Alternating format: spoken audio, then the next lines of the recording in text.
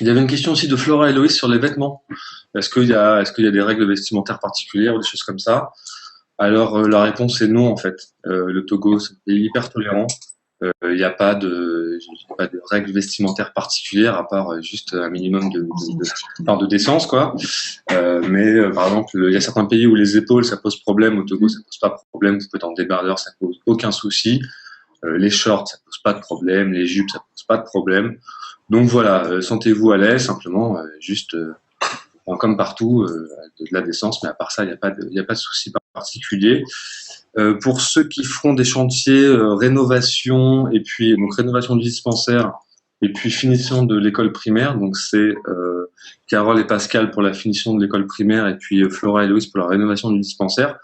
Prenez quand même des vêtements usagés, un vieux jean, des chaussures qui ferment, voilà quelque chose parce que ce sera surtout vous un petit peu ce sera les finitions, donc ce sera pas mal un petit peu de peinture, de choses comme ça. Donc voilà, prenez des vêtements qui craignent pas. Mais sinon, je vous dis pour le reste, la période de juillet-août, c'est c'est la petite saison des pluies. Donc par contre, prenez des vêtements de pluie parce il pleut à peu près un jour sur deux. Voilà. Donc il y a pas mal de moustiques alors aussi. Les shorts aussi, les moustiques, c'est pas embêtant. Alors, ouais, par rapport aux vêtements, c'est vrai que dès que la nuit tombe, il faut porter des choses, vêtements manches longues. Ouais. Et puis, enfin voilà, essayer de se couvrir au maximum le corps parce que les moustiques, ils attaquent quand le soleil se couche. Et puisqu'on est sur le sujet moustique, moustiquaire obligatoire. Voilà, toujours dormir sous une moustiquaire. Antipaludisme obligatoire. Moi, personnellement, je conseille la Malarone, que moi je prends toujours et avec laquelle j'ai pas de problème. Malarone. Les petites là, les répulsifs anti-moustiques, zone tropicale. Voilà. C'est comme ça. Ok. Justement, en parlant de la nuit, est-ce qu'il faut emmener des matelas? Alors, un tapis de sol, ça peut être utile parce qu'en fait, ça va dépendre des familles dans lesquelles vous serez logé. Il y a certaines familles qui vont vous fournir des matelas, d'autres qui vont vous fournir des nattes. Donc, une natte, c'est assez fin.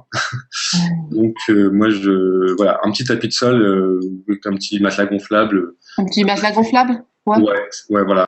Pas quelque chose de pas trop encombrant, quoi, mais un petit matelas gonflable, ça peut être bien pour éviter de dormir 3 semaines sur une natte, parce que je pense qu'après les dos, ça fait un peu mal. Ok.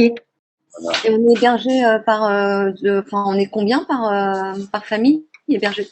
Alors en fait, c'est très variable parce que voilà, chaque année, l'équipe d'Ameka Togo, 2 ou 3 mois avant le camp chantier, on reprend contact avec les villages. C'est des villages avec lesquels on travaille régulièrement, et on voit un petit peu les différentes familles qui seraient disponibles. Donc ça dépend des familles. Par contre, ce qu'on fait, c'est que on sépare les filles et les garçons pour des questions d'intimité. S'il y a des couples qui souhaitent être ensemble, on s'arrange pour qu'ils soient ensemble. Par contre, on mélange Togolais expatriés, évidemment, parce que comme le but du chantier, c'est l'échange culturel, voilà, on mélange les Français et Togolais, évidemment. On sépare les filles et les garçons. Et au niveau du nombre de personnes par famille, franchement, ça dépend. Ça peut être 3, 4, 5, ça dépend du nombre de chambres disponibles, etc.